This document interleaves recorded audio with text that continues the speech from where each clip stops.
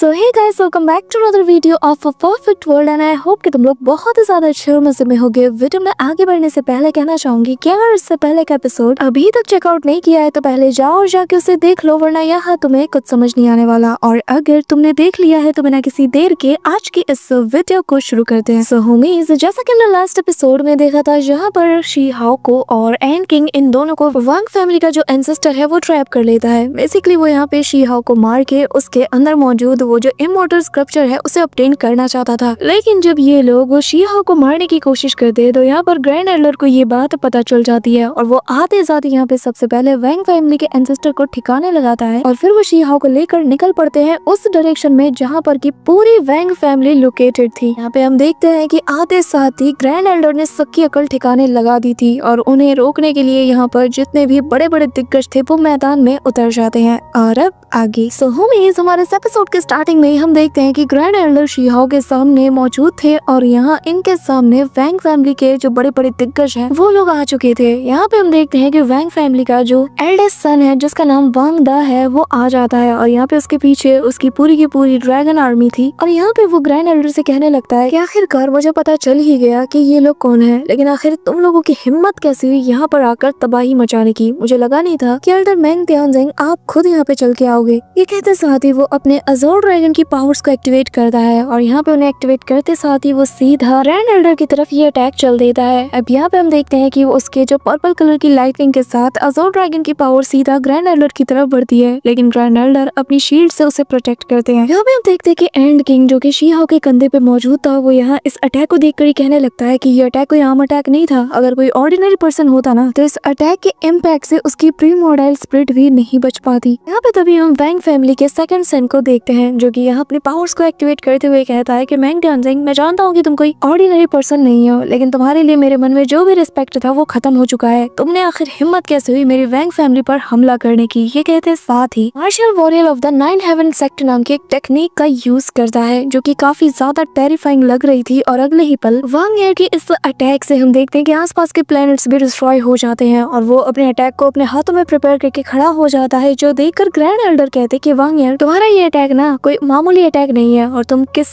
हद तक केपेबल हो ये भी मैं बहुत अच्छे से जानता हूँ। तुम्हारी ये मचाल कि तुम यहाँ मुझे चैलेंज कर रहे हो, हाँ मेरी पावर्स और मेरी लिमिट्स को तुम यहाँ ट्राई करना चाहते हो। हाँ, यहाँ पे उसकी बातों को सुन के दोनों भाई और ज्यादा एरोगेंट बन जाते हैं। यहाँ पर जो एल्डेस्ट सन है वांग फैमिली का वो कहने लगता है कि भले ही आप कितने मर्जी स्ट्रॉन्ग क्यों ना हो, लेकिन आपका एक जमाना था जो कि अब जा चुका है। आपने यहाँ पे आके बिल्कुल भी अच्छा नहीं किया और तो और आपने मेरी वांग फैमिली को ऑफेंड किया है। आखिर मैं आपको कैसे जाने दे सकता हूँ, मैं तो खुद काफी अरसे से आपसे फाइट करना चाहता था और आज आप खुद मेरे दरवाजे पे चल के आ गए हो। ये कहते साथ ही वो अपने ड्रैगन को सीधा ग्रैंड एल्डर की तरफ बढ़ा देता है। ये देखकर ग्रैंड एल्डर भी चुप नहीं बैठते, वो इमीडिएटली उस पर एक थंडर अटैक करते हैं जिससे वो ड्रैगन तो डिसअपीयर हो जाता है, लेकिन यहाँ पर जो एल्डेस्ट सन है वो उन पे अटैक करता है, जो देखकर ग्रैंड एल्डर भी अपने हाथों में स्पिरिचुअल एनर्जी को गैदर करते हैं और उसकी तरफ थ्रो कर देते हैं। पर वो इस इम्पैक्ट से भी बचकर सीधा एक पंच अटैक ग्रैंड एल्डर की तरफ थ्रो करता है। अब यहाँ पे ये देखकर ग्रैंड एल्डर की सटक जाती है, वो उस पर इतना जोरदार अटैक करता है कि ये काफी दूर जा गिरता है, पर वो फिर भी हार नहीं मानता। वो वापस से ग्रैंड एल्डर की तरफ अटैक को आता है और यहाँ पे अपनी थंडर एनर्जी को गैदर करते हुए उनकी तरफ एक पावरफुल अटैक करता है, जिसे देखकर ग्रैंड एल्डर की डिवाइन आईज ओपन होती है। यहाँ पे वो अपने हाथों में इतनी मिस्टीरियस सी और टेरिफाइंग एनर्जी को गैदर करते हैं कि यहाँ पे सेकंड्स में उसके अटैक को वो ब्लॉक कर लेते हैं। और ये नजारा देखकर जो एल्डेस्ट सन था वो भी काफी ज्यादा शॉक्ड हो जाता है कि यार इतनी ताकत मेरी सुप्रीम टेक्निक के आगे भी ये खड़े रह गए। अब यहाँ पे ग्रैंड एल्डर की बारी थी, वो यहाँ अपनी पावर की बजाय एल्डेस्ट सन की पावर का ही यूज करता है और रिवर्स उस पे यूज करता है, जिसके चलते यहाँ पे एनर्जी का एक बहुत बड़ा एक्सप्लोजन होता है और ये इम्पैक्ट इतना ज्यादा था कि आसपास के प्लैनेट्स भी डिस्ट्रॉय होने लगते हैं। शी हाओ भी देख के हैरान था, लेकिन अगले ही पल यहाँ पे हम देखते हैं कि एल्डेस्ट सन इससे भी सर्वाइव कर जाता है। वो यहाँ पे एक प्लैनेटरी लेवल के अटैक को प्रिपेयर करता है। इस दौरान उसकी नजर शी हाओ पे जाती है तो वो अपना टारगेट उसे चुनता है। यहाँ पे उस बड़े से प्लैनेट को अपने ड्रैगन के साथ वो सीधा शी हाओ की तरफ थ्रो करता है। ये देख कर जो ग्रैंड एल्डर है उनकी सटक जाती कि तेरी इतनी हिम्मत तुम मेरे डायरेक्ट डिसाइपल को प्रोवोक करे। हाँ, सबसे पहले तो वो उस ड्रैगन को ठिकाने लगाता है, फिर अपनी डिवाइन बॉडी को यहाँ पे एक्टिवेट करते हैं और भाई उसका फॉर्म इतना बड़ा होता है कि अगले ही पल वो घुमा के एक थप्पड़ सीधा वांग फैमिली के एल्डेस्ट सन पे जड़ देता है। जो थप्पड़ की आवाज आती है ना, सुन के मजा आ जाता है। यहाँ पे अगले ही पल इसकी अकल ठिकाने लग चुकी थी। अपने गाल पे हाथ रख के कहने लगता है कि ठीक है, इस लड़की की वजह से आपने मुझे प्रोवोक किया, हाँ, तो इसे जरा ठीक से रखना। कि तभी हम वैंग फैमिली के सेकंड सन को देखते हैं, जो कि कहने लगता है कि भले ही तुम कितने मर्जी स्ट्रॉन्ग क्यों ना हो, लेकिन हमारे भी भाइयों की तादाद 9 है, तो हम 9 मिलकर तुम्हें ठिकाने लगा सकते हैं। ये कहते साथ ही सभी लोग अपने ड्रैगन्स को यहाँ पे समन करते हैं और एक पावरफुल मिस्ट अटैक सीधा यहाँ पे ग्रैंड एल्डर की तरफ ये लोग कर देते हैं। ग्रैंड एल्डर को भी किसी की परवाह नहीं थी, वो अपनी पावर्स को एक्टिवेट करके इनके अटैक्स को पूरी तरीके से नाकाम कर देता है। गोल्डन कलर की एनर्जी इनकी बॉडी से रिवील होती है और जिसमें एक लॉ था, यानी कि पावर ऑफ लॉ, जो कि इनकी वॉइस से भी नजर आ रही थी। और वो कहने लगते हैं कि तुम लोग हमेशा हमेशा गलत का ही साथ देते हो, लेकिन आज मैं तुम लोगों को ठिकाने लगा के रहूंगा। कि तभी यहाँ पर एक ब्लू कलर की रोशनी तेजी से इमिट होती है, जो कि सीधा आसमानों से जा टकराती है और यहाँ सभी लोगों को रुकने का ऑर्डर दिया जाता है। और हम देखते हैं कि ये और कोई नहीं बल्कि जो वैंग फैमिली के वैंग चैंगसन है, उनकी आवाज होती है। और यहाँ पे वो सभी से कहने लगते हैं कि वैंग तेनजिंग, तुम्हें मुझसे ही मिलना था, तो इतनी तोड़फोड़ करने की जरूरत नहीं थी। अब यहाँ पे वो सभी से कहने लगते हैं कि उसे अंदर आने दो। अब यहाँ पे शी-हो और एंड किंग कहने लगते हैं कि इसकी आवाज में ही कितना ज्यादा प्रेशर है। अब ये लोग जब अंदर जाते हैं तो एंड किंग कहता है कि यार क्या हमारा सच में अंदर जाना जरूरी है। यहाँ पे ग्रैंड एल्डर ये भी समझ चुके थे कि जो वांग चैंगशेंग है ये कभी सेकुलेशन में गया ही नहीं था। यहाँ पर जैसे शी-हो और ग्रैंड एल्डर एंटर करते हैं तो वो पाते हैं कि इमॉर्टल एरा की जो आर्टिफैक्ट्स हैं वो यहाँ अभी भी प्रिजर्व करके रखे गए हैं और जिन्हें की अब तक छुआ तक नहीं गया। ग्रैंड एल्डर बताने लगते हैं कि हाँ, इमॉर्टल दाव पैटर्न से इन्हें, या फिर मैं ये कहूँ कि इनके स्ट्रक्चर को इनग्रेव्ड किया गया है। ये सभी लोग मिलकर यहाँ पर एक बहुत ही पावरफुल डिस्ट्रक्टिव फॉर्मेशन को फॉर्म करते हैं। वो जो माउंटेन और जो तुम पैलेस को देख रहे हो ये असल में फॉर्मेशन फ्लैग्स हैं और ये सारी ताकत मिलकर यहाँ पर एक ऐसे फॉर्मेशन को बनाती है जिसके चलते यहाँ पर ये लोग सुख शांति के साथ रह पा रहे हैं। किसी आउटसाइडर के लिए इस फॉर्मेशन के चलते ना यहाँ पे इन्वेड कर पाना बहुत मुश्किल है। इसी के साथ यहाँ पे वो बताते हैं कि जितने भी प्रीमोर्टाइल बीस्ट हैं जो कि विलुप्त हो चुके हैं वो भी यहाँ पर तुम्हें मिल जाएंगे। साथ ही हम यहाँ पर एक एंशिएंट एप को देखते हैं जो कि प्रीमोर्टाइल अर्थ बॉर्न बीइंग में से एक है। ग्रैंड एल्डर बताने लगते हैं कि यहाँ पर ये जो बीस्ट तुम देख रहे हो ना, ये असल में यहाँ के पालतू की तरह है जो कि यहाँ पे गार्ड डॉग की पोजीशन में काम करते हैं। तो अब जरा अंदाजा लगाओ जिनका डिफेंस इतना तगड़ा हो, यहाँ पे अंदर कितना पावरफुल इंसान मौजूद होगा। पर ग्रैंड एल्डर कहने लगते हैं कि आखिर ये सारी चीजें ये अब मुझे क्यों दिखा रहे हैं, क्या वो अपनी ताकत का नमूना मुझे दिखाना चाहते हैं। अब शी-हो ग्रैंड एल्डर से कहने लगते हैं कि फिर तो देखने से ऐसा लग रहा है कि हम सभी लोग दुश्मन के इलाके में ट्रैप हो गए हैं, क्या आपको इस बात की फिक्र नहीं। ग्रैंड एल्डर बताते हैं कि अब जबकि अंदर आ ही चुके हैं तो चलो देखते हैं कि बात करके कौन सा हल निकलता है, वरना हमें तो दूसरा रास्ता पता ही है। इसी के साथ ये लोग एंटर हो जाते हैं जहाँ पे हम देखते हैं कि बड़े बड़े ड्रैगन्स के साथ साथ बहुत बड़े बड़े बीस्ट इनके स्वागत के लिए खड़े थे। साथ ही यहाँ पर जो वांग फैमिली के 8 बच्चे थे वो भी इनके रास्ते में खड़े थे। तभी यहाँ पर एंड किंग मजाक करता है कि सोचो अगर पहले वाले लड़के को वांग द फर्स्ट कहते हैं तो फिर 8वें को क्या कहा जाएगा। यहाँ पे हम देखते हैं कि ये जो 9 बंदे खड़े थे ये लोग बहुत बुरी तरीके से इन्हें घूरे जा रहे थे और शी-हो कहने लगता है कि ये लोग ऐसे हैं कि जैसे 9 के 9 ड्रैगन्स मेरे सामने खड़े हों। जितने ज्यादा यंगर वर्जन की तरफ मैं जाऊँ उतना ही खतरनाक इनका पावर और भी है। यहाँ पे वो जब 9वें सन की तरफ अपनी नजरें दौड़ाता है तो यहाँ पर उसका चेहरा मिस वैंगशी से काफी ज्यादा सिमिलर था। वो उसे देखकर कहने भी लगता है कि इसके ऊपर तो मुझे बिल्कुल भी भरोसा नहीं। इसी दौरान इनमें से एक भाई इनका कहने लगता है कि एल्डर मिंग, माना आप बहुत ही ज्यादा पावरफुल है, आपकी ताकत को भी एडमायर किया जाना चाहिए, लेकिन आपका वक्त जा चुका है। अब ये जमाना नए ओवरलॉर्ड्स की है। आप समझ रहे ना मैं क्या कह रहा हूँ। यहाँ पे इनकी बकवास सुनकर ग्रैंड एल्डर कहने लगते हैं कि वांग चैंगशेन, आखिर तुम कब तक छुपे रहोगे, मैं इनकी बकवास सुन सुन के तंग आ चुका हूँ। यहाँ पे हम देखते हैं कि ये बात कहना ही था कि तभी यहाँ पे तेज रोशनी इमिट होती है जिसके चलते शी-हो अपना चेहरा भी छिपा लेता है क्योंकि बहुत ही पावरफुल इसका इम्पैक्ट था। और यहाँ वांग चैंगशेन कहने लगता है कि अगर यहाँ पर मेंग त्यानसेन खुद से आता ना तो मैं खुद को रिवील करता, लेकिन तुम तो यहाँ पर अपनी बस एक स्प्लिट बॉडी के साथ आए हो। क्या तुम्हें नहीं लगता कि तुम्हें एटलीस्ट अपनी ट्रू बॉडी के साथ यहाँ पर आना चाहिए था अगर तुम मुझे देखना चाहते हो। अब यहाँ पे हम देखते हैं कि वैंग फैमिली के ये जो 9 सन्स है इन्हें जब पता चलता है ना कि ये बस एक स्प्लिट बॉडी है तो इनकी हालत खराब हो जाती है। कि तभी यहाँ पर वांग चैंगशेन की ट्रू बॉडी भी आ जाती है जो कि कहने लगता है कि इतने टाइम बाद पुराने दोस्त से मिलकर काफी अच्छा लग रहा है। वांग चैंगशेन काफी ज्यादा यंग होता है। ये देखकर शी-हो भी हैरान था और कहता है कि ये तो काफी ज्यादा यंग है। एंड किंग कहता है कि वही तो, देख के कोई कहेगा नहीं कि ये 9 बेटों का बाप है। अब यहाँ भी उसे इतना यंग देखकर ग्रैंड एल्डर कहने लगते हैं कि ऐसा लग रहा है कि जिस स्पीड के साथ तुम रिवर्स एजिंग कर रहे हो ना तो आने वाले 1 मिलियन ईयर में तुम एक बच्चे में बदल जाओगे। वांग चैंगशेन कहता है कि मैं क्या करूँ, लगता है कि तुमने अपनी जिंदगी को बहुत ज्यादा थका लिया है, इसी वजह से तुम इतना ज्यादा एजिंग कर गए हो। लेकिन मेरी बात अलग है, मेरी जिंदगी में लाइफ एंड डेथ वाली क्राइसिस कभी आई नहीं कि मुझे अपनी ट्रू पावर का यूज करना पड़े या अपनी कल्टीवेशन को बर्न करके या अपनी लाइफ फोर्स को बर्न करके मुझे खुद को बचाना पड़े। इसी के साथ ही ये लोग बातचीत करने लगते हैं और यहाँ पे जो वांग चैंगशेन है वो बता बताने लगता है कि बहुत ही जल्द एक ऐसा वक्त आने वाला है इमॉर्टल एसेंस पूरी तरीके से वैनिश हो जाएगा। यहाँ तक कि इतना कठिन हो जाएगा ना वो वक्त कि जो मोस्ट पावरफुल कल्टिवेटर्स हैं उन्हें भी 10,000 वर्ल्ड में जीने के लिए बहुत ज्यादा स्ट्रगल करना होगा। तब एक सिंगल पेयरलेस जीनियस को रेस करने के लिए हमें लाखों सालों की जो अपॉर्चुनिटीज हैं उन्हें बर्न करना होगा। जो कमजोर होंगे उनके लिए उस रियलम तक सोचने का वक्त तक नहीं होगा। वो लोग पूरी जिंदगी भी लगा लें तो भी उस रियलम तक कभी नहीं पहुंच पाएंगे। और सोचो अगर मैं उस एरा में जन्मा होता तो शायद मैं पूरी तरीके से मिट चुका होता और शायद मैं मजबूर हो जाता अपनी ट्रू सेकंड लाइफ को अचीव करने के लिए। और वाकई में अगर ऐसा हो तो आज मैं जिस मुकाम में हूँ मैं शायद कभी पहुंच ही ना पाऊँ। मैं बस तुमसे इतना कहना चाहता हूँ कि मेरे दोस्त हमें साथ मिलकर काम करना चाहिए, क्योंकि वो क्लाइमेटीज जो कि फ्यूचर में हमारा सामना करेगी वो बहुत बड़ी है। लेकिन तुमने क्या किया, तुमने एक सिंगल लड़के के लिए मेरी इस वैंग फैमिली पे आ गई, चढ़ाई कर दी और मेरे खिलाफ खड़े हो गए। हाँ, ये कहते साथ ही वो अपने ड्रैगन फॉर्म को भी एक्टिवेट करता है। ग्रैंड एल्डर कहता है कि पूरी दुनिया जानती है कि ये मेरा इकलौता आखिरी डिसाइपल है, यानी कि मेरा डिसेंडेंट के तौर पर तुम इसे समझ सकते हो। बिल्कुल वैसे ही जैसे कि तुम्हारे ये 9 बच्चे तुम्हें प्रिय हैं, वैसे ही बिल्कुल ये भी। तो मुझे बताओ, अगर पूरे दुनिया को ये बात पता हो लेकिन फिर भी कोई तुम्हारे इन 9 ड्रैगन्स को हर्ट करने की कोशिश करे तो तुम क्या करोगे। इसी के साथ दोनों अपनी पावर की ऑरा को रिलीज करते हैं। दोनों की ऑरा आपस में क्लैश करती है और यहाँ पे शियो इनकी बातों को सुनकर कहता है कि अगर मैं फ्यूचर में कभी भी और ज्यादा ऊंचाई को अचीव करता हूँ ना तो मैं ग्रैंड एल्डर की इस इच्छा को फॉलो करता रहूंगा कि हमारे इस लैंड को फॉर्जन एनिमी से बचा के रखना है। अब यहाँ पे हम देखते हैं कि जो वैंग चैंगशेंग है वो अपने बाकी के बेटों को भी काम में लगा देता है, जो कि यहाँ पे शिहो और ग्रैंड एल्डर इन्हें घेर के खड़े हो जाते हैं। और यहाँ पे वो कहने लगता है कि तुम चाहते हो कि मैं यहाँ पे एक्सप्लेनेशन दूं, हाँ तुम्हारी इतनी हिम्मत कि मेरे घर में आकर मेरे सामने खड़े होकर मुझसे जवाब मांगो। अब ये सुनते साथ ही ग्रैंड एल्डर 10 रियलम डायग्राम को एक्टिवेट करते हैं और कहने लगते हैं कि अब जबकि तुम जवाब नहीं देना चाहते तो ठीक है, फिर अब हमारी ताकत यहाँ पे बात करेगी। यहाँ पे हम देखते हैं कि उनके पावर के इम्पैक्ट से ही इसके 9 बेटे जो थे वो इमीडिएटली इंजर्ड हो जाते हैं। अब यहाँ पे जो बड़ा बेटा था वो कहने लगता है कि फादर मुझे अलाउ कीजिए, मैं इसके साथ डुअल करना चाहता हूँ। जिसपे फैंग चैंगशेंग उसे बताता है कि अपनी हैसियत देख के बात किया करो, तुम्हारा बाप इससे लड़ चुका है लेकिन हमेशा ड्रॉ रहा है और तुम लड़ना चाहते हो। इसी के साथ वो यहाँ पर अपने बच्चों से कहता है कि इस बार मैं हार नहीं सकता। तो वो सभी से कहता है कि हमारी फॉर्मेशन और एंसेस्ट्रल वेपन को रेडी कर लो, बाप बेटे मिल के इस पे हमला करेंगे। यहाँ पे ये कहते साथ ही वो अपने एंसेस्ट्रल वेपन जिसका नाम अज़ोर ड्रैगन स्पेयर है उसे अपने पास बुलाता है और कहता है कि अब इन दोनों के पास यहाँ से एस्केप करने का कोई रास्ता नहीं। इसी के साथ इसकी आंखों में फुल क्लियर इंटेंट भी होता है, जिसे देख कर शिहो कहने लगता है ये कितनी ज्यादा स्ट्रेंज बात है। और फिर वो मिस वैंगशी को याद करते हुए कहता है कि जो पैसिफाइंग क्योटिक आर्ट टेक्निक है वो असल में सुप्रीम स्वॉर्ड दाव है, आखिर इनका एंसेस्ट्रल वेपन एक हालबर्ड कैसे हो सकता है। ऐसे दौरान यहाँ पे वैंग फैमिली के जितने भी बच्चे थे यानी कि वही 9 ड्रैगन्स, वो सभी आपस में अपनी पावर्स को कंबाइन करते हुए कहते हैं कि चाहे जो हो जाए हमारी वैंग फैमिली की जो डिग्निटी है ये कभी भी कम नहीं होनी चाहिए, हमें हर हाल में इसे हराना ही होगा और अपने फादर का साथ देना होगा। यहाँ पे हम देखते हैं कि सभी की पावर्स आपस में कंबाइन होकर एक पावरफुल एनर्जी को रिलीज करती है जो कि सीधा आसमानों से जा टकराती है और यहाँ पे एक फॉर्मेशन का शेप लेने लगती है। ये देखकर ग्रैंड एल्डर भी अपने उसी 10 डायग्राम वाले स्क्रोल की पावर्स को एक्टिवेट करते हैं और यहाँ हम देखते हैं कि उसका सामना 9 हॉर्न मैजिक फॉर्मेशन से हो जाता है। यहाँ पे वांग चैंगशेंग भी अपनी स्पेयर को सीधा उसकी तरफ दे मारता है। अब यहाँ पे 10 लोगों को एक के अगेंस्ट देखकर एंड किंग को गुस्सा आता है, पर तभी ग्रैंड एल्डर भी किसी से कम नहीं थे। वो उस अटैक को अपनी तरफ आगे आता हुआ देखकर इमॉर्टल किंग की जो क्रॉप्स रैपिंग क्लॉथ था उसे एक्टिवेट करते हैं और यहाँ इसके अंदर इमॉर्टल किंग के ट्रू एसेंस का ब्लड भी मिला हुआ था। यहाँ पे इस बैनर को देखते साथ ही जो वैंग चैंगशेंग है वो भी थोड़ी देर के लिए शॉक था और वो कहने लगता है कि यकीन नहीं होता कि शू फैमिली ने अपना इतना पावरफुल ट्रेजर तुम्हें दे दिया। क्या उन्हें डर नहीं कि अगर वो इतना पावरफुल ट्रेजर किसी को दे देंगे तो कोई इस मौके का फायदा उठाकर उन पे अटैक कर सकता है। अब यहाँ पे हम देखते हैं कि इस बैनर की ताकत से ना तो ये जो 9 बच्चे थे ये बिल्कुल हवा में मच्छरों की तरह जमीन पे जा गिरते हैं। ग्रैंड एल्डर इस बैनर की खासियत यहाँ पे शिहो को बताने लगते हैं कि इमॉर्टल एंशिएंट एरा में एक बार एक बंदा था जिसने कि इस बैनर का यूज किया था और इस बैटल बैनर के चलते उन्होंने काउंटलेस जीनियस को फॉर्जन रियलम के अगेंस्ट उस बैटल में लीड किया था। यहाँ तक कि जब बैटल खत्म हुआ तो 2 इमॉर्टल किंग की बॉडी इसमें लिपट कर वापस आई थी। अब हम वैंग फैमिली के पैट्रिया को देखते हैं जो कि कहने लगता है कि एक मामूली से कपड़े के बारे में इतना ज्यादा खास बात क्या है। ये सुनकर ग्रैंड एल्डर को बहुत ही ज्यादा गुस्सा आता है। वो यहाँ पर किलिंग इंटेंट के साथ उसे देखते हुए कहने लगता है कि वाकई में तुमने इस सवाल के साथ साबित कर दिया कि जो वैंग फैमिली है उसे फॉर्जन रियलम के साथ होने वाली इस बैटल में कोई इंटरेस्ट नहीं। यहाँ तक कि तुम लोगों को ये भी नहीं पता कि इस एंशिएंट रेलिक का क्या इतिहास है। तुम तो इस बैनर को बिल्कुल भी सीरियस नहीं लेते हैं ना। इसी के साथ हमें बताया जाता है कि जो ट्रू इमॉर्टल किंग्स की बॉडी इसमें लिपट के आई थी, जिनके ब्लड का एसेंस इसमें ऐड है, वो उनमें से एक है एंडलेस इमॉर्टल किंग और दूसरा है रीइंकार्नेशन इमॉर्टल किंग। अब यहाँ पे इस बैटल बैनर को देखते साथ साथ ही जो वैंग चैंगशेंग है वो रुक जाता है और कहता है कि मैं इस बैनर की सच में बहुत ज्यादा रिस्पेक्ट करता हूँ, इसीलिए मैं आज के इस मामले को रफा दफा करना चाहता हूँ। उसकी ये बात सुनकर ग्रैंड एल्डर बहुत जोर जोर से हंसते हैं और कहने लगते हैं कि ये बात कह के ना तुमने बस यहाँ पे अपना मजाक बनाया है, क्या मैं नहीं जानता कि वैंग फैमिली के ट्रू इंटेंशन क्या है। और दूसरी बात, भूल जाऊँ, हाँ भूल जाऊँ, आखिर तुम्हें यह हक दिया किसने कि तुम यहाँ डिसाइड करोगे। आज मैं यहाँ डिसाइड करूंगा कि मुझे क्या करना है। अब उनकी आंखों में किलिंग इंटेंट देखकर वांग चैंगशेंग कहता है कि आखिर तुम क्या चाहते हो, जिसपे वो बताता है कि बहुत आसान है, मैं चाहता हूँ कि तुम अपने इन बेलगाम लोगों की लगाम को कसो और तुम्हारे ये जो 9 डिसेंडेंट हैं, यानी कि तुम्हारे ये जो 9 बच्चे हैं ना, इनसे कस्में खिलवाओ कि आगे से ये कभी भी हुआंग को टारगेट नहीं करेंगे। यहाँ पे उसकी बात सुनकर वांग चैंगशेंग कहता है कि क्यों ना हम इसको ऐसे कागजी तौर पर हल कर लें, हम एक अपॉलॉजी लेटर को शो करा देंगे, बस वो काफी होगा। ये सुनकर ग्रैंड एल्डर को गुस्सा आता है, वो कहता है कि अच्छा मैं यहाँ पे खुद चल के आया हूँ और तुम्हें ये लगता है कि मैं तुम्हारी बात मानूंगा। कि तभी यहाँ पे जो एल्डेस्ट सन होता है वो कहने लगता है कि एक मामूली से कीड़े के लिए आप इस हद तक कैसे जा सकते हैं, आप यहाँ पे जानबूझ के आए और अब आप हमारे फादर पे प्रेशर बना रहे हैं कि वो ओथ ले। हाँ, अब ये सुनकर ग्रैंड एल्डर को बहुत गुस्सा आता है, वो इमीडिएटली अपनी पावर की औरत से उसे दूर पटक देता है और कहने लगता है कि बच्चे अभी उम्र से ज्यादा फुदकना नहीं चाहिए, तुम्हें पता होना चाहिए कि तुम क्या चीज हो। रही बात हुआंग की, तो तुम लोग इसके आगे कुछ भी नहीं, वो मेरा डायरेक्ट डिसाइपल है, बिल्कुल उसी तरीके से जैसे कि तुम वांग चैंगशेंग के डिसेंडेंट्स हो। ये कहते साथ ही वो अपनी पावर्स को एक्टिवेट करता है, सब पे प्रेशर डालते हुए कहता है कि मैं आज यहाँ पे कसम खाता हूँ, अगर दोबारा वांग फैमिली के किसी भी बंदे या किसी भी मेंबर ने हुआंग को परेशान किया तो मैं उस बदले की शुरुआत 9 ड्रैगन से करूंगा, एक एक करके मैं सभी को मार दूंगा। यहाँ पे उसकी बात सुनकर वांग चैंगशेंग कहने लगता है कि ठीक है, पहले हम दोनों फाइट करते हैं, जो भी हारेगा उसके मन मुताबिक चीजें होंगी। तभी ग्रैंड एल्डर कहता है कि हुआंग बताओ आखिर तुम्हें और क्या हर्ज आना चाहिए। जिस पर शीहाओ बताता है कि मैं उस पेसिफाइंग केओस आर्ट को सीखना चाहता हूँ। सुनकर 9 ड्रैगन्स यानी कि वो जो 9 बच्चे थे इनकी तो सटक जाती है और वो कहते हैं कि यार तुम्हारी इतनी हिम्मत, तुम हमारे क्लाइंट की सुप्रीम टेक्निक को सीखना चाहते हो। यहाँ पे ग्रैंड एल्डर भी शीहाओ से कहते हैं कि ये तो नामुमकिन है, तुम उनकी फैमिली की जो उनकी पर्सनल ट्रेजर है उसे सीखना चाहते हो, इसमें तो मैं भी कुछ नहीं कर सकता। लेकिन हाँ, ये कैसा रहेगा कि मैं बदले में तुम्हें कुछ प्रीशियस पर्पल मेंशन और हर्ब्स और इमॉर्टल मेडिसिन्स दूं। शीहाओ इस पे मान जाता है और अब हम देखते हैं कि वांग चैंगशेंग और ग्रैंड एल्डर ये दोनों आपस में बैटल करना शुरू कर देते हैं। यहाँ पे इनके अटैक की वजह से जो इनके फॉर्मेशन का हिस्सा था, यानी कि जो बड़ी बड़ी बिल्डिंग्स थी जो कि असल में इमॉर्टल ट्रेजर्स है, वो यहाँ पे डिस्ट्रॉय होने लगती हैं। कि देखकर वो लोग भी कहते हैं कि आखिर हमारे फादर उस पेसिफाइंग केओस आर्ट को यूज क्यों नहीं कर रहे, ऐसे तो ये जगह पूरी तरीके से डिस्ट्रॉय हो जाएगी। यहाँ पे उनका एक भाई कहता है कि असल में तुम लोग देख नहीं पा रहे हो, ये लोग एंशिएंट इमॉर्टल ट्रेजर के जरिए से ही फाइट कर रहे हैं, बस हमें नजर नहीं आ रहा। लेकिन उसके इम्पैक्ट के चलते यहाँ पर जो हमारा इतने सालों पुराना फॉर्मेशन है और जो भी ट्रेजर्स लगी हुई है वो उसके इम्पैक्ट की वजह से डिस्ट्रॉय हो रही है। फादर ने तो सिंगल मूव में ही 10,000 बीस्ट की पावर्स का भी किलिंग इंटेंट के साथ यूज किया है। अब इन दोनों के बीच में बहुत ही जबरदस्त बैटल चल रही थी कि वैंग चैंगशेंग एक ब्लैक होल से ग्रैंड एल्डर पे अटैक करता है, ग्रैंड एल्डर भी उससे डॉज कर जाते हैं। यहाँ पे शीहाओ अपनी डिवाइन आइज को एक्टिवेट करते हुए इनके बीच बैटल को और अच्छे से ऑब्जर्व करने लगता है। इसी दौरान यहाँ पे वैंग चैंगशेंग अपने व्हाइट टाइगर बीस्ट से उस पे अटैक करता है, साथ ही वो यहाँ पर अपने यिन और यांग ड्रैगन को भी समन करके उन पे अटैक करवाता है। ये देखकर ग्रैंड एल्डर भी अपनी पावर के जरिए से यहाँ पे फायर फिनिक्स को समन करते हैं, जो कि बहुत से स्पिरिचुअल बॉल से इन पे अटैक करता है, जिसके चलते स्पेस में एक बहुत बड़ा क्रैक ओपन होता है और ये लोग प्लेनेटरी लेवल पे पहुंच जाते हैं, जहाँ पर एक ऐसा स्ट्राइक वांग चैंगशेंग करता है कि जिसे देखकर यहाँ पे उसका बेटा कहने लगता है कि ये तो बहुत ही ज्यादा खतरनाक है। अब यहाँ पे ग्रैंड एल्डर भी अपने एक अटैक उसकी तरफ थ्रो करके उसके स्लैश अटैक को पूरी तरीके से डिस्ट्रॉय कर देते हैं। कि तभी वांग चैंगशेंग अपने हाथों में एनर्जी का ब्लैक होल प्रिपेयर करते हुए उसे हवा में टॉस करते हैं, जिससे बहुत से मल्टीपल एनर्जी बॉल से यहाँ ग्रैंड एल्डर की तरफ बढ़ते हैं। ग्रैंड एल्डर इन्हें डॉज करता है कि तभी यहाँ पर एंड किंग कहता है कि आखिर इनमें से जीत कौन रहा है। अब वैंग फैमिली का एल्डेस्ट सन सभी से कहता है कि चलो हम लोग इस मौके का फायदा उठाकर सबसे पहले इस कीड़े को निपटाते हैं, उसके बाद हम इस बुढ़े को देख लेंगे। अब यहाँ पे ये लोग शीहाओ पे अटैक को जाते हैं, पर शीहाओ कहने लगता है कि तुम लोग को बिल्कुल भी शर्म नहीं आती। हाँ, यहाँ पे इमॉर्टल बैनर मौजूद है, लेकिन फिर भी तुम लोग इतनी घटिया हरकत कर रहे हो। अब यहाँ पे हम देखते हैं कि ये जो बैनर था इनके अटैक से शीहाओ को प्रोटेक्ट कर रहा था। कि तभी एल्डेस्ट सन कहने लगता है कि तुम्हारे जैसे कीड़े के पास ना ये बैनर बिल्कुल भी शोभा नहीं दे रहा। लेकिन तभी हम देखते हैं कि पीछे ग्रैंड एल्डर का फिगर शीहाओ के पीछे अपीयर होता है, जो कि ग्रैंड एल्डर की ही स्पिरिट का ही एक एसेंस था, और यहाँ पे वो मल्टीपल पोर्टल्स को ओपन करता है। ये देखकर एल्डेस्ट सन कहता है कि अच्छा, तो उस बुढ़े ने यहाँ पर अपना एक स्पिरिट का एसेंस भी तुम्हारे लिए छोड़ दिया। हाँ, मानना पड़ेगा, दिमाग बहुत है उसमें। अब यहाँ पे ग्रैंड एल्डर के इस अटैक को शीहाओ अपने अकॉर्डिंग यूज करता है। इन पे वो मल्टीपल फ्लोन से अटैक करता है, जिसके चलते ये लोग खून की उल्टियां करते हैं। अब यहाँ पे एल्डेस्ट सन कहता है कि एक बार ये बुढ़ा मर जाए, मैं भी देखता हूँ कि आखिर तुझे कौन बचाता है। ये कहते साथ ही वो अपने सारे भाइयों से कहता है कि चलो एक साथ मिलकर अटैक करते हैं। सभी लोग अपने ड्रैगन फॉर्म में आ जाते हैं और शी हाओ को वो सभी घेर लेते हैं। ये देखकर शी हाओ भी कहता है कि हाँ देखते हैं कि आज कौन किस पे भारी पड़ता है। यहाँ पे हम देखते हैं कि दोनों पूरी तरीके से जोश में आ चुके थे, अपने पावर्स को एक्टिवेट करते थे और बस